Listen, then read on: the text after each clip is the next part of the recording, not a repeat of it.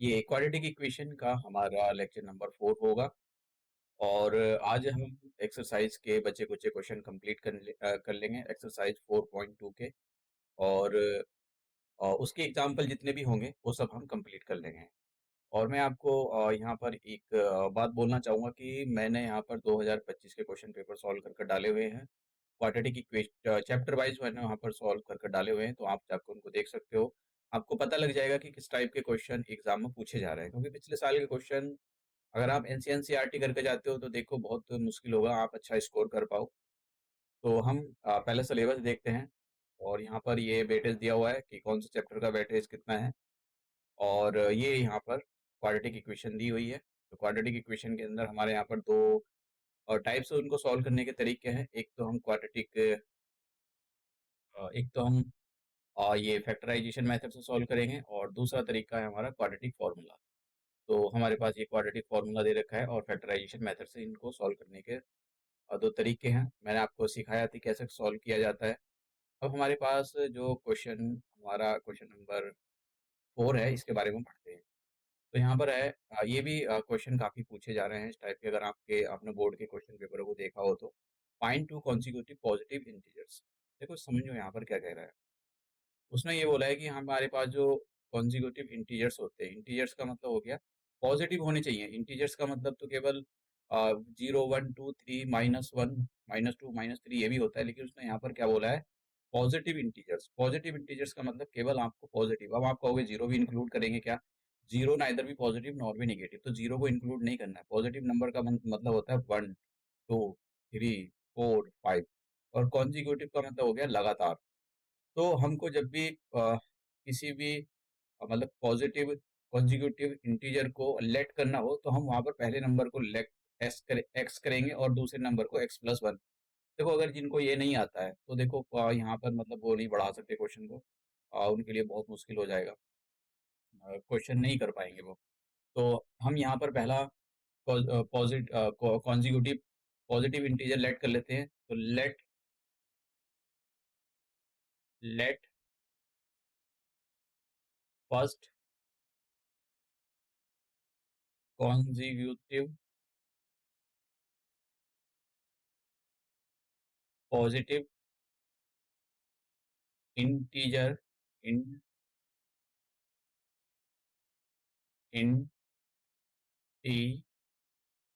Equal to x. और second consecutive positive integer क्या होगा? सेकंड हो जाएगा पॉजिटिव कॉन्जिक्यूटिव इंटीजर x+1। तो जब तक इनको आपको ये नहीं पता है तो फिर नहीं कर पाओगे सॉल्व इसको। फिर बोला है sum of whose squares is this. वो कह रहे हैं कि इनके स्क्वायर का सम, मतलब पहले वाले नंबर का स्क्वायर करो, दूसरे नंबर का स्क्वायर करो और फिर इनका सम कर दो, मतलब दोनों के बीच में प्लस लगा दो और इसकी वैल्यू को आपको 365 के इक्वल करना है। देखिए अब हम यहाँ पर a+b का फॉर्मूला ओपन करेंगे। a+b का फॉर्मूला मैं आपको बता चुका हूँ ये काफ़ी बार, a² + b² का 2ab। तो हम यहाँ पर ओपन करने के लिए जा रहे हैं। तो ठीक है, ये वाला जो x² इसको ऐसे लिखते हैं, यहाँ पर लिखते हैं तो ये आ जाएगा x², 1 का स्क्वायर 1 और यहाँ पर 2x इक्वल टू 365। अब देखिए हम यहाँ पर लाइक लाइक टर्म को सॉल्व करेंगे। लाइक लाइक टर्म को सॉल्व करने का मतलब x² तो कितने हो जाएंगे 2x²। तो ये आ जाएगा यहाँ पर 2x² और 2x को मैं यहाँ लिख लेता हूँ +1। ये 365 को मैं ट्रांसपोज कर कर लेफ्ट हैंड साइड ले आता हूँ और इधर आने के बाद ये माइनस का हो जाएगा। अब इसको हम सॉल्व कर लेते हैं। तो कितना आ गया 2x² +2x, इन दोनों को सॉल्व करेंगे तो कितना आ जाएगा माइनस का 364। अब देखो कुछ बच्चे यहीं पर क्या काम करेंगे, वो फैक्टराइजेशन मेथड अप्लाई करने की कोशिश करेंगे और या फिर क्वाड्रेटिक फॉर्मूले के अंदर इसकी वैल्यू रखेंगे, वहाँ से एक्स की वैल्यू निकालना चाहेंगे। देखो आपको सबसे पहले ये ध्यान देना है कि कुछ कॉमन तो नहीं है, कॉमन फैक्टर बाहर निकालना है। अगर कॉमन फैक्टर आप बाहर नहीं निकाल पा रहे हो तो इसका मतलब आप अपनी कैलकुलेशन को बहुत बड़ा कर रहे हो, और कैलकुलेशन अगर बड़ी होती है क्वेश्चन के अंदर तो आप समझ जाना कि क्वेश्चन के गलत होने के चांसेस बढ़ सकते हैं। तो मैं यहाँ से सभी में से इस पूरे में से 2 बाहर निकाल लेता हूँ। तो कितना आ जाएगा? यहाँ पर एक्स स्क्वायर और यहाँ पर एक्स रह जाएगा। अब यहाँ से 2 बाहर निकालने का मतलब क्या होगा? 2 1 जा, 2 8 जा और 2, तो ये आ जाएगा हमारे पास 182 अंदर, और ये मतलब यहाँ पर 182। अभी जो 2 बचा इसको 0 में भेज देता हूँ। तो अब देखिए हमारे पास ये जो quadratic equation x square plus x minus 182 equal to 0 ये बनी। अब आपको जो है इसको सॉल्व करना है। तो देखो इसको इसको सॉल्व करते हैं हम। यहाँ पर सॉल्व करने के 2 तरीके हैं। एक तो क्वाड्रेटिक फॉर्मूले से सॉल्व कर सकते हो कि ए बी सी की निकालो, वहाँ पर वैल्यू रख दो और वहाँ से एक्स की वैल्यू निकाल लो।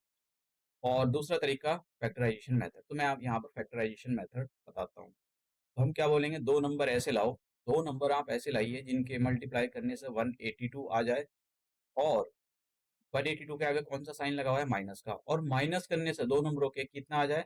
एक्स के साथ क्या कोफिशिएंट? 1। एक्स माइनस करने से 2 नंबरों का 1 आ जाए। तो ऐसे क्या कोई से 2 नंबर है? या तो आपको पता हो, लेकिन कहाँ से लाओगे? ये जवाब आता है 182 से। 182 के फैक्टर करो, ठीक है? ये जवाब यही देगा। तो कितना आ जाएगा? और यहाँ पर कितना, 2 की टेबल से इसको हमने डिवाइड कर दिया तो 91 आ जाएगा। और फिर ये अ, 7 की टेबल से करो तो कितना आ जाए? 7। और फिर ये, तो हमारे पास कौन-कौन से 2 नंबर आ गए? एक तो 2, 3, इसी में से हम कॉम्बिनेशन बना लेते हैं। तो कौन-कौन से आ जाएँगे? 14 और 3। ठीक है? तो हमारे पास 14 और 3 2 नंबर ऐसे आ गए जिनके मल्टीप्लाई करने से 182 आ जाएगा, और जिनके माइनस करने से 14 में से आप 13 माइनस करोगे तो हमको क्या मिलेगा? हमको मिलेगा 1। तो हम इसका यूज़ करने के लिए जा रहे हैं। देखो ये अगर आपको नहीं आता है तो समझ लो आप यहाँ से क्वेश्चन को या तो फैक्टराइजेशन मेथड से नहीं बढ़ा पाओगे, या फिर आपको क्वाड्रेटिक फार्मूला का यूज़ करना चाहिए। लेकिन आप बैठ के वहाँ पर गलत मत कर देना, गलत मत करना, वरना तो फिर वो पूरा कबाड़ हो जाएगा क्वेश्चन।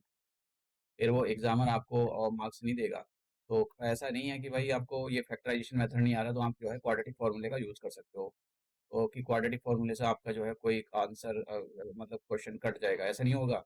पूरे मार्क्स मिलेंगे आपको, लेकिन सही करना है आपको। तो कितना आ जाएगा? ये 14 को x square plus 14x minus 13x और प्लस माइनस का 182। अब देखिए मैं यहाँ से x बाहर निकालने के लिए जा रहा हूँ, तो x प्लस 14, यहाँ पर 14 आ जाएगा, x प्लस 14, और यहाँ से क्या निकालें? माइनस का 13 बाहर निकालें, तभी ब्रैकेट के अंदर एक जैसी चीज़ें बनेगी। तो यहाँ पर आ जाएगा 14 ये। तो देखो ब्रैकेट के अंदर एक जैसी चीज़ें बन गई, तो जो ब्रैकेट के अंदर एक जैसी चीज़ें थी उनको एक ब्रैकेट के अंदर बंद कर दिया मैंने, और दूसरे ब्रैकेट के अंदर एक तो x और माइनस का 13। अब मुझको यहाँ पर x की 2 वैल्यू मिल गई। एक तो जब मैं x प्लस 14 को 0 के इक्वल करूँगा तो यहाँ से x की वैल्यू कितनी आ जाएगी? माइनस का 14। दूसरा, जब मैं x माइनस 13 को 0 के इक्वल करूँगा तो x की वैल्यू मुझे यहाँ से कितनी मिल जाएगी? 13। अब देखिए उसने यहाँ पर क्वेश्चन में क्या बोला था कि आपको पॉजिटिव इंटीजर्स चाहिए, लेकिन x की वैल्यू तो यहाँ पर नेगेटिव आ रही है, तो इस वाली जो वैल्यू को है इसको हम जो है नेग्लेक्ट कर देंगे, नेग्लेक्टिंग। बस आप यही लिख देना, हो गया। उसके बाद में हमको जो x की वैल्यू को कंसीडर करना है वो पॉजिटिव वाली वैल्यू को कंसीडर करना है, मतलब x की वैल्यू 13 को। तो हमारे पास फर्स्ट पॉजिटिव इंटीजर क्या जाएगा? First first consecutive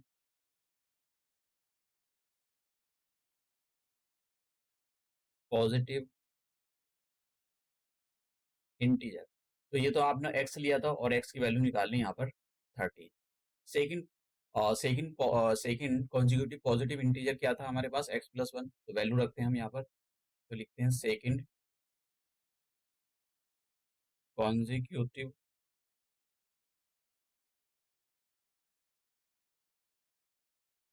positive integer equal to x plus 1, और एक्स की वैल्यू यहाँ पर कितनी है? 13 प्लस 1। तो कौन सा आ जाएगा? 14। तो हमारे पास 2 नंबर मिल गए हमको, 13 और 14।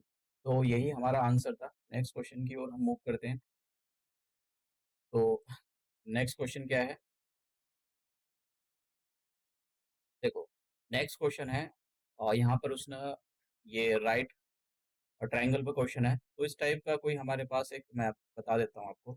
ये सीधा बना लेता हूँ जरा इसको थोड़ा सा। तो ये हमारे पास एक राइट एंगल ट्रायंगल है, और यहाँ पर 90 डिग्री का एंगल बना हुआ है और इसको दे देते हैं हम ए। ये हो गया हमारा बी, ये सी। 90 डिग्री के सामने वाली जो साइड होती है उसको हम हाइपोटेनियस बोलते हैं और इसको हम ए बी को बोल देते हैं कि ये हमारा परपेंडिकुलर होगा और इसको हम बोल देते हैं कि बी सी जो है हमारा बेस है। ठीक है, अब पढ़ते हैं जरा क्या बोला है। उसने बोला है ऑल्टीट्यूड। ऑल्टीट्यूड का मतलब ये परपेंडिकुलर को ऑल्टीट्यूड बोला जाता है। हाइट परपेंडिकुलर ऑल्टीट्यूड एक ही बात है।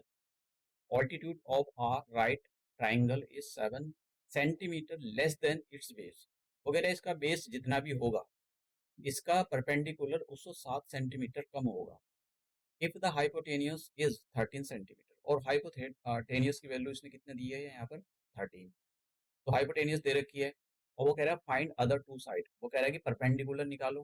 मतलब वो कह रहा है हमसे भाई आप ए बी निकालो, ए बी की वैल्यू निकालो और बी सी की वैल्यू निकालो। तो पहले तो सबसे पहले हम क्या करते हैं यहाँ पे लेट कर लेते हैं। Let B C equal to x centimetre. तो ए बी कितना आ जाएगा।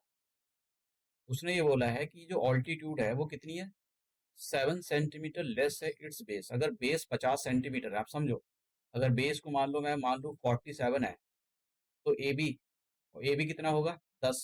वो 7 कम होगा, 7 कम कर दो इसमें तो 40। तो हमारे पास हमने यहाँ पर बेस को एक्स सेलेक्ट किया है तो परपेंडिकुलर कितना है हमारे पास। परपेंडिकुलर आ जाएगा एक्स माइनस 7 सेंटीमीटर। तो ये आ जाएगा एक्स माइनस 7 सेंटीमीटर लगा दो। अब यहाँ पर हम क्या लगाते हैं पाइथागोरस लगाते हैं। तो पाइथागोरस क्या कहता है, पाइथागोरस कहता है यहाँ पर ये जो आप देख रहे हो यहाँ पर हाइपोटेनियस। हाइपोटेनियस यहाँ पर कितनी है कि हाइपोटेनियस का स्क्वायर इक्वल टू बेस का स्क्वायर या परपेंडिकुलर जो भी कुछ आप पहले लिखना चाहो। तो बेस यहाँ पर कितना है B C plus A B का स्क्वायर। तो हमने यहाँ पर पाइथागोरस थ्योरम अप्लाई कर दिया। अब ए सी की वैल्यू कितनी है यहाँ पर, ए सी की वैल्यू है 13। तो 13 का स्क्वायर कर दो। बी सी कितना है, बी सी है एक्स, एक्स का स्क्वायर कर दो। और ए बी कितना है, ए बी है यहाँ पर एक्स माइनस 7, इसको होल स्क्वायर लगा दो। ठीक है, अब हम यहाँ पर 13 का स्क्वायर कर दें। 13 का स्क्वायर होता है 169 एक्स स्क्वायर प्लस यहाँ पर ए माइनस बी का फॉर्मूला ओपन करते हैं। ए माइनस बी का फॉर्मूले का मतलब होता है ये वाला। ये बच्चों को ये भी याद नहीं होता, बताओ 10 क्लास में भी कैसे कर पाएंगे जिनको ये याद नहीं है। तो ये फॉर्मूला हम अप्लाई करने के लिए जा रहे हैं। तो कितना आ जाएगा एक्स का स्क्वायर आ जाएगा एक्स स्क्वायर और यहाँ पर 7 का स्क्वायर कितना आ जाएगा 49 और माइनस का 14x। अब देखिए लाइक लाइक टर्म सॉल्व कर लेते हैं। लाइक लाइक टर्म सॉल्व करने का मतलब एक्स स्क्वायर कितने हो जाएंगे 2x स्क्वायर और ये जो 169 है इसको ट्रांसपोज करके मैं राइट हैंड साइड ले आता हूँ तो इसकी जगह 0 आ जाएगा और कितना आ जाएगा यहाँ पर प्लस का 49 और माइनस का 169 और माइनस का 14x। तो इन दोनों को सॉल्व करो तो कितना आ जाएगा, इधर इक्वल में ये 0 चल ही रहा है उसके तो कितना आ जाएगा, ये एक तो माइनस का आएगा 0 और 6 - 4 2 यानी 120 आ गया और माइनस का 14x। तो अब हम इसमें से 2 बाहर निकाल लेते हैं। तो 2 बाहर निकालेंगे। कॉमन फैक्टर पे आपको ध्यान देना है यहाँ पर। अगर कॉमन फैक्टर आप नहीं निकाल पा रहे हो तो समझ लो आप कैलकुलेशन को बहुत बड़ा कर रहे हो। और ये जो 2 था इसको 0 में भेज दो, कितना आ गया 0 equal to x square minus का 60 माइनस का 7x। इसको ठीक से इसकी जो है हम फॉर्म बना लेते हैं क्वाड्रेटिक। तो कितना आ गया 7x स्क्वायर माइनस का 7x और माइनस का 60 और ये। तो अब क्या बोलोगे, आप दो नंबर ऐसे लाओ जिनके मल्टीप्लाई करके 60 आ जाए और माइनस करके कितना आ जाए, माइनस करके आ जाए आपका 7। ठीक है, तो दो नंबर ऐसे हैं आपके पास कि जिसका ये करके आ जाए। तो मैं इसको थोड़ा सा ठीक से लिख देता हूँ। तो ये आ गया एक्स स्क्वायर माइनस का 7x माइनस का 60 इक्वल टू 0। तो क्या ऐसे कोई दो नंबर हैं, देखो ये आपको दो नंबर निकालने का तरीका जैसे मैंने आपको बताया है आप निकाल भी सकते हो, लेकिन छोटा नंबर है तो आप बता भी सकते हो। तो अगर आप देखो 12 5 जा 60 होते हैं और 12 माइनस 5 करोगे तो 7 आ जाएगा। तो दो नंबर हमारे पास कौन से हैं 12 और एक 5। ठीक है, तो मैं हम यहाँ पर इसको मैं आगे लिख देता हूँ नेक्स्ट पेज पर। तो ये आ गया हमारे पास x square minus 7x minus 60 equal to 0। तो करो इसके फैक्टर। तो कैसे लिखोगे? एक्स स्क्वायर, इसको लिखो 12 माइनस 5 और आर एक्स लगा दो माइनस का 60। देखो फैक्टराइजेशन मेथड से सॉल्व कर रहे हैं हम। आप इसको यहाँ पर जो क्वाड्रेटिक फॉर्मूला है उससे भी सॉल्व कर सकते हो। अब हम कॉमन निकालते हैं, तो दो दो में से दो की पेयरिंग कर कर निकालते हैं, तो यहाँ से x आ जाएगा। तो कितना बचा? x माइनस 12 और यहाँ से आप निकालो प्लस का 5। तो कितना आ जाएगा? x minus 12 equal to 0। देखो ब्रैकेट के अंदर एक जैसी चीज़ें बन गई, इसका मतलब हमने अपना काम ठीक किया है। तो x प्लस 5 दूसरे ब्रैकेट के अंदर लिखो और इक्वल टू 0। अब सेम चीज़ आपको एक बार x माइनस 12 को 0 के इक्वल करना है, तो कितना आ जाएगा? यहाँ से x की वैल्यू 12 आ गई। फिर उसके बाद में आपको x प्लस 5 को 0 के इक्वल करना है और x की वैल्यू यहाँ से कितनी आ जाएगी? माइनस 5। अब इस वैल्यू को हम इग्नोर करेंगे क्योंकि जो x है वो क्या है, हमने बेस लिया है और बेस लेंथ, हाइट और जो ब्रेथ होती है वो कभी भी उसमें नहीं आती, जो विड्थ होती है वो कभी भी माइनस में नहीं आती। तो नेगलेक्ट कर देंगे इसको, नेगलेक्टिंग। तो हमारे पास x की क्या वैल्यू बची? x की वैल्यू बची हमारे पास 12। ठीक है, तो इसका मतलब क्या हुआ? बेस हमने कितना लिया था यहाँ पर? Base BC। बेस तो हमने x लिया था और x की वैल्यू आ गई हमारे पास 12। तो हम लिखेंगे बेस, बेस क्या था हमारा? BC।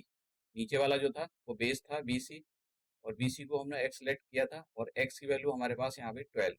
तो 12 सेंटीमीटर। अब हमारे पास क्या है? परपेंडिकुलर। परपेंडिकुलर या उसका ऑल्टीट्यूड एक ही बात होती है, हाइट तीनों एक ही मतलब है। पर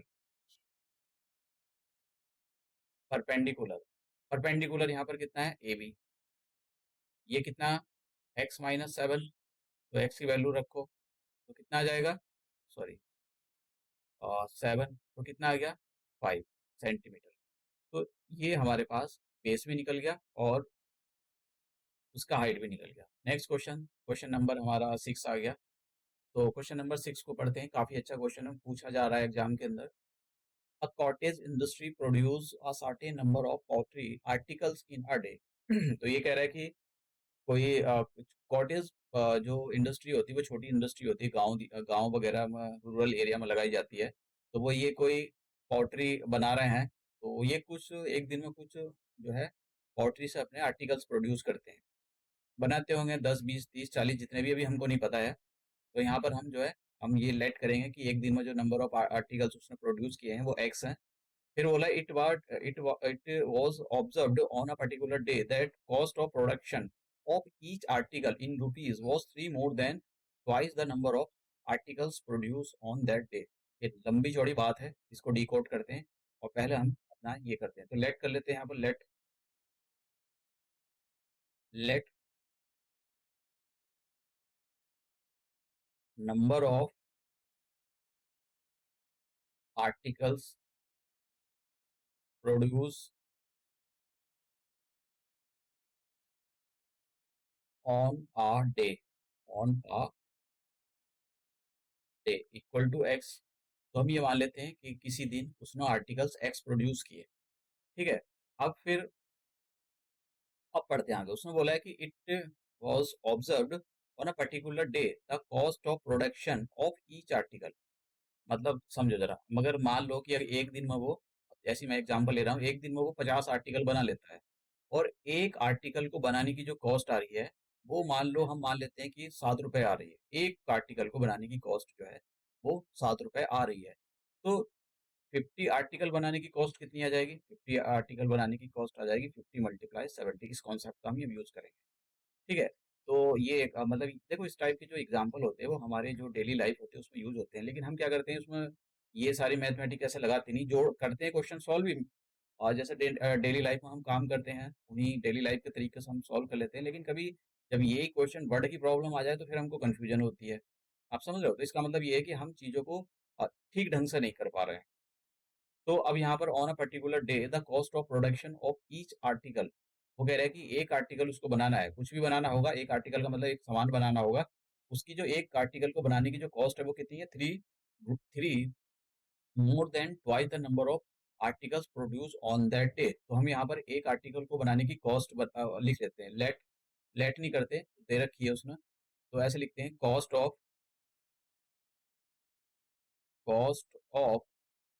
प्रोडक्शन, एक आर्टिकल को बनाने की cost of production of one article.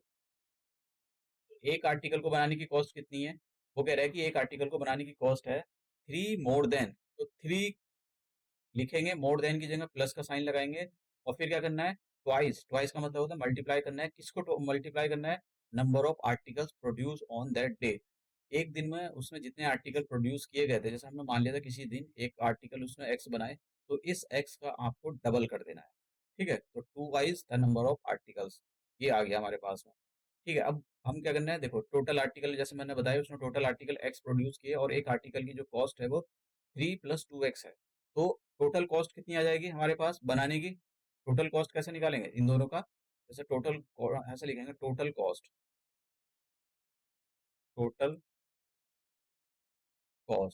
Total cost कैसे आती है, जैसे मैं आपको बता रहा था कि आप ना एक दिन में 50 आर्टिकल बनाए, और एक आर्टिकल की कॉस्ट 7 रुपए है, तो टोटल कॉस्ट कितनी आ गई, टोटल कॉस्ट आ गई, नंबर ऑफ आर्टिकल्स को एक की कॉस्ट से मल्टीप्लाई कर दो, तो ये आ जाएगा। तो हम यहाँ पर यही करेंगे, तो टोटल आर्टिकल्स है, टोटल आर्टिकल्स कितने हैं हमारे पास, एक्स, उसको एक आर्टिकल की कॉस्ट से मल्टीप्लाई करेंगे, तो टोटल आर्टिकल हमारे पास है एक्स, और एक आर्टिकल की जो कॉस्ट है वो कितनी है, 3 + 2x।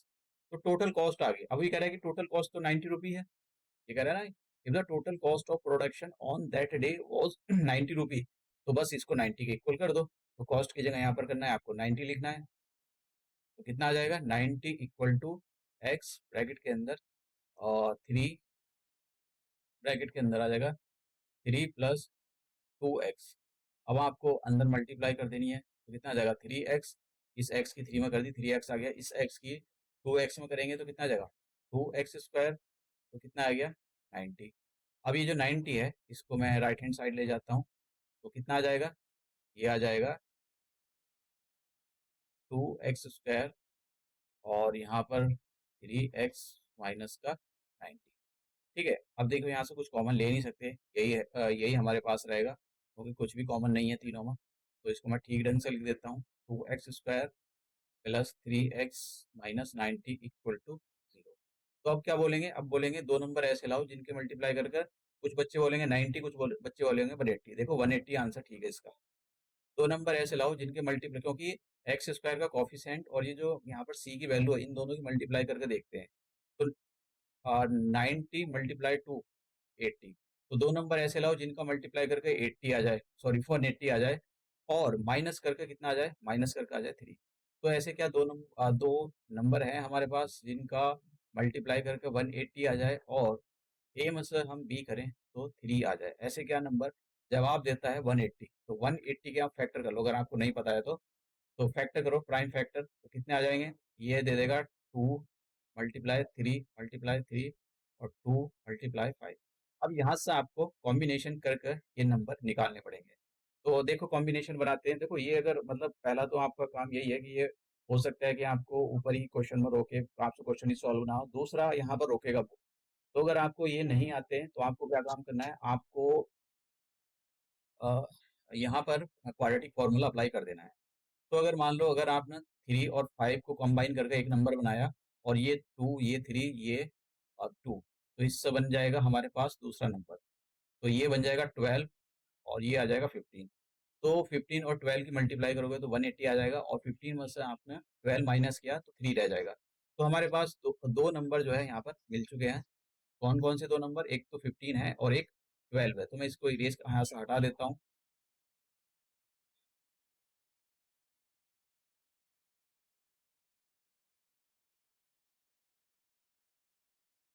तो अब हम लिखेंगे यहाँ पर,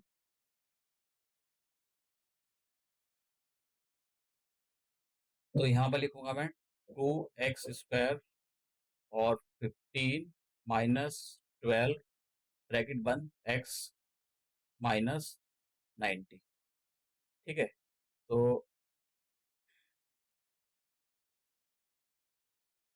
ये आ जाएगा हमारे पास एक्स स्क्वायर प्लस का 15x माइनस का 12x और माइनस का 90 इक्वल टू 0। अब देखो यहाँ से आप x बाहर निकालो तो कितना आ जाएगा, x प्लस 15, और यहाँ से निकालो माइनस का 12, तभी अंदर प्लस का बचेगा, तो ये आ जाएगा। ठीक है, अब देखो ब्रैकेट के अंदर एक जैसी चीज़ें बनी, तो इनको एक ब्रैकेट में बंद कर दो, और दूसरे ब्रैकेट में आपको x और ये माइनस का 12, इनको एक ब्रैकेट में बंद कर दो। अब क्या करो, यहाँ से एक बार x प्लस 15 को 0 के इक्वल करो, तो यहाँ से x की वैल्यू कितनी आ जाएगी, माइनस का 15, और दूसरी बार आपको ये करना है कि x माइनस 12 को 0 के इक्वल करो, तो x की वैल्यू यहाँ से कितनी आ जाएगी, 12। तो दो वैल्यू हमको मिल गई। अब हमको करना क्या है, क्या पूछा था उसने, उसने ये पूछा था कि जो प्रोडक्ट नंबर ऑफ आर्टिकल्स है, नंबर ऑफ आर्टिकल्स जो है वो एक्स है। तो कभी जब आप सामान बनाते हो या खरीदते हो या कुछ सामान भी दुकान से लाते हो, पेन लाते हो, तो ऐसा जैसे 5 पेन लाए, तो ये थोड़ी बोलते हो कि माइनस के 5 पेन लाए, तो इसका मतलब नंबर कभी भी, ये वो जो नंबर ऑफ आर्टिकल्स हैं बनाए जो गए हैं वो कभी भी माइनस में नहीं होते, तो इसलिए हम एक्स इक्वल टू माइनस 15 को नेग्लेक्ट कर देंगे इसको। ठीक है, और नंबर और लिख देंगे रीजन में कि articles can not be in the negative. तो दूसरा, अब हमारे पास x की वैल्यू क्या बची, दूसरी वैल्यू बची 12, तो इसका मतलब हमारे पास जो आर्टिकल्स है वो, सॉरी कुछ छूट गया है यहाँ पर, हाँ ये 2 छूट गया था हमारा यहाँ पर, तो कुछ गड़बड़ हो गई यहाँ पर। 12 हमारा छूट, हाँ ये 2 छूट गया था, इसको मैं इरेज कर देता हूँ दोबारा, ये 2 छूट गया था हमारा यहाँ पर, ये इसकी वजह से गड़बड़ हो गई। नंबर तो सेम ही ठीक ही मिले हमको, लेकिन हमारा 2 छूट गया था, तो मैं हटा देता हूँ।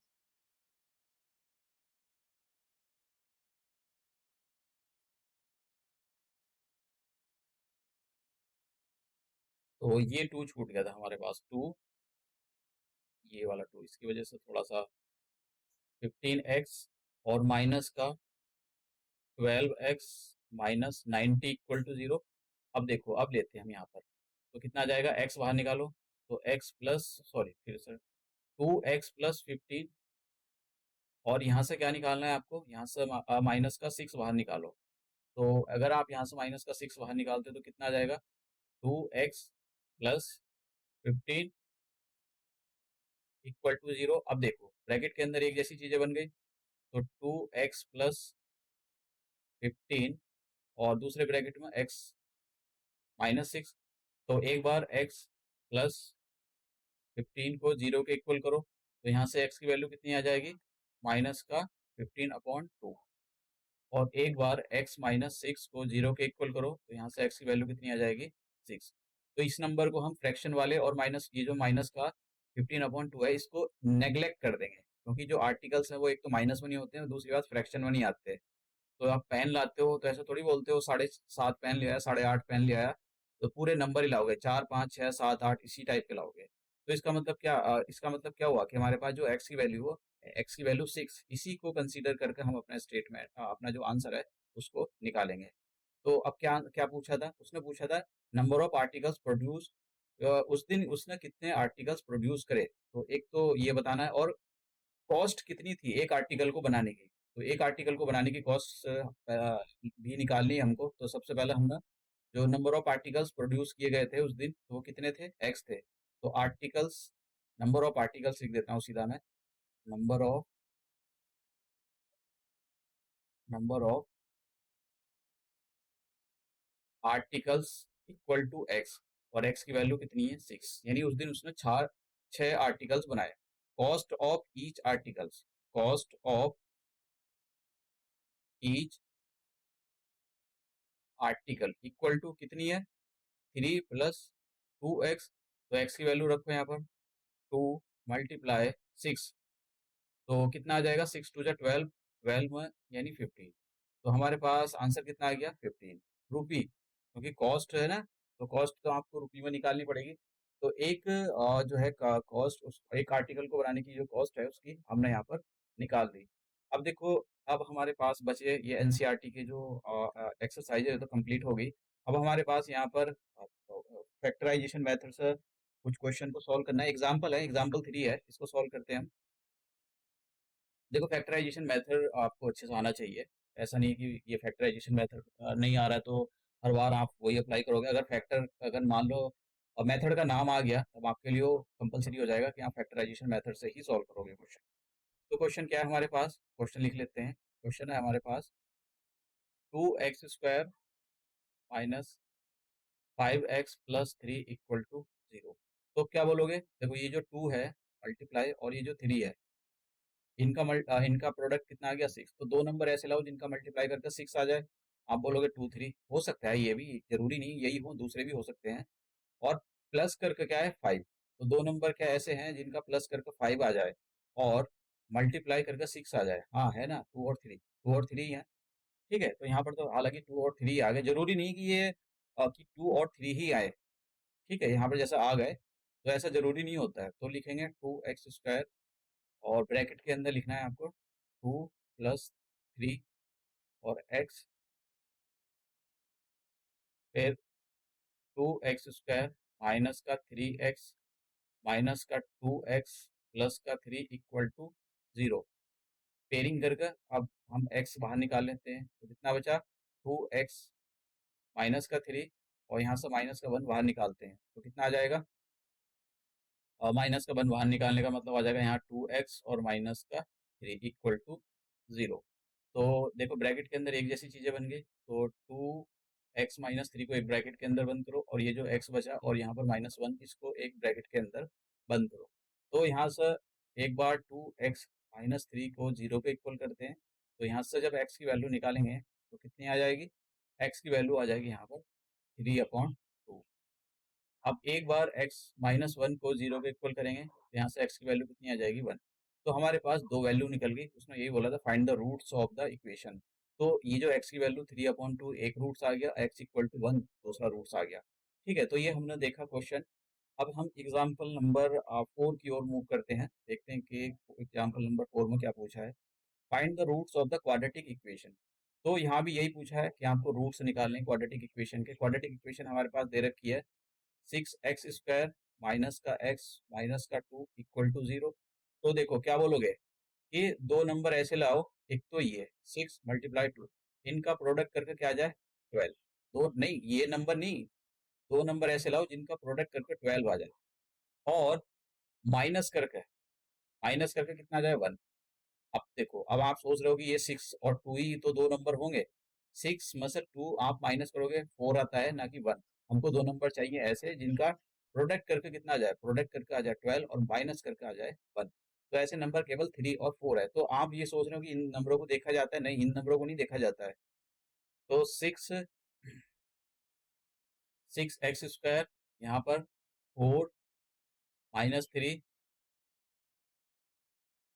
ठीक है, इक्वल टू 0। तो दो नंबर हमको मिल ही गए यहाँ पर 3 और 4, 3 और 4 की मल्टीप्लाई 12 और 3 माइनस 4-3 1। तो 6x² माइनस का 4x और प्लस का 3x यहाँ पर। अब देखो, यहाँ से निकालो 2x बाहर निकालो तो कितना आ जाएगा 3x-2, और यहाँ से निकालो 1, क्या आ जाएगा 3x-2 इक्वल टू 0। तो देखो, इसको इसको एक ब्रैकेट के अंदर क्लोज कर दो, 3x-2, और जो रिमेनिंग चीजें रह गई, रिमेनिंग चीजें का मतलब 2x और ये +1। अब हम एक बार 3x-2 इक्वल टू 0 करेंगे, और फिर 2x+1 इक्वल टू 0 करेंगे। तो यहाँ से हम x की वैल्यू निकालते हैं तो कितना आ जाएगा। तो यहाँ से आ गया x इक्वल टू 2/3, और यहाँ से x की वैल्यू निकालेंगे तो कितना आ जाएगा, इधर माइनस में भेज दो इसको, तो x की वैल्यू आ जाएगी माइनस का 1/3।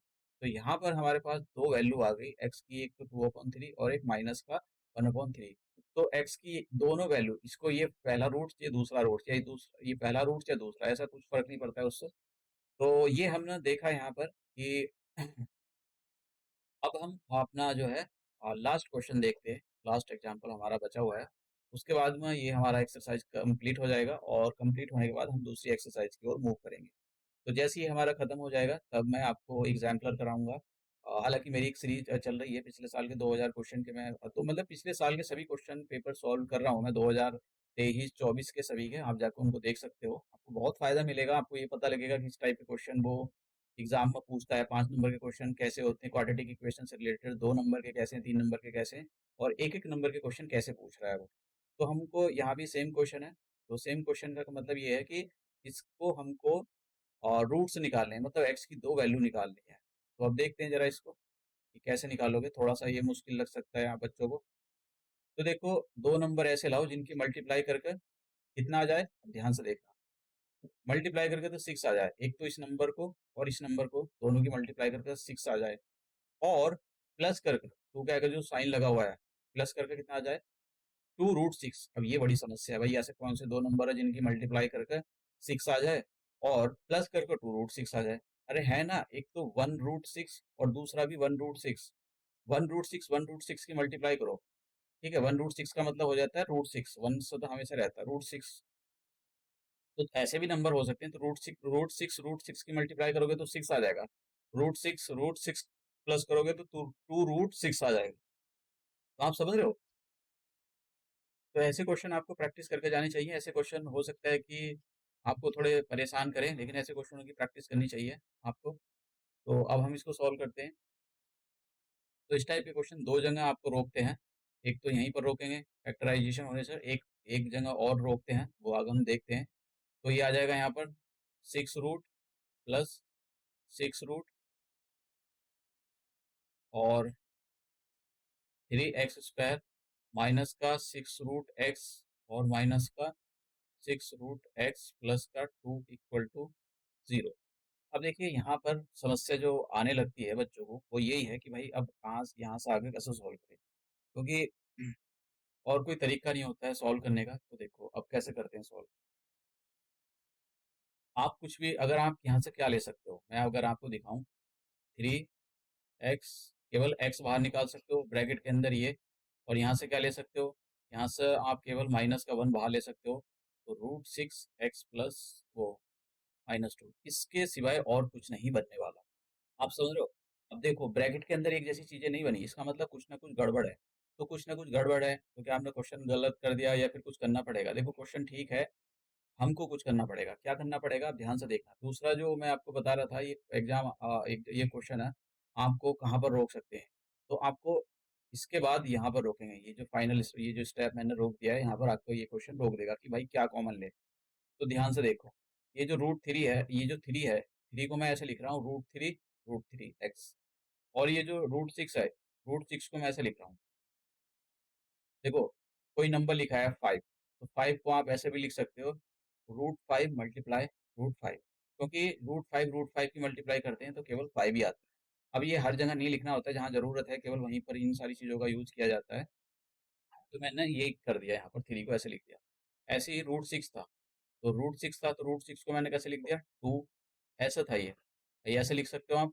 तो √2 और √3 इन दोनों को मैंने अलग अलग करके ऐसे लिख दिया है। समझ रहे हो। तो ये आपको इस टाइप का जुगाड़बाजी आपको करनी पड़ेगी इस टाइप के क्वेश्चनों में। फिर उसके बाद में अब यहाँ यहाँ भी यही करते हैं। तो माइनस ब्रैकेट बंद कर देता हूँ, -1। और यहाँ मैं क्या करता हूँ, ये जो √6 है, √6 को लिखता हूँ 2√3 और 3 रूट और 2√2 और √3 x। और ये जो 2 है, 2 को लिख देता हूँ मैं यहाँ पर 2√2 और ये, मतलब ऐसे 2 लिखा हुआ है तो 2 रूट को आप ऐसे भी लिख सकते हो, √2 तो 2 ही आ जाएगा। तो ये सब मतलब यहाँ पर ये सब करना पड़ता है इस टाइप के क्वेश्चनों में। अगर नहीं आता है तो फिर ये समझ लो क्वेश्चन आपसे नहीं होगा। अब देखो अब बाहर निकालते हैं फिर से। तो √3 बाहर आ गया, एक्स तो ऐसे ही रहेगा, और √3 जब बाहर निकालेंगे तो वो यहाँ पर इसके मल्टीप्लाई में आ जाएगा। तो कितना बचा अंदर, यहाँ पर एक √3 निकला है दोनों में से, तो एक √3 रह जाएगा एक्स। और यहाँ से √3 बाहर आ गया तो यहाँ पर कितना आ गया, √2। अब इसमें से क्या निकालो, √2 निकालो बाहर। तो 1 की √2 से मल्टीप्लाई करोगे तो वो √2 ही रह जाएगा। तो √2 बाहर, यहाँ पर कितना बचा, √3 x। और यहाँ पर कितना बचा, 2 रूट थे, एक बाहर निकाल लिया तो ये कितना रह जाएगा, एक रूट रह जाएगा, =0।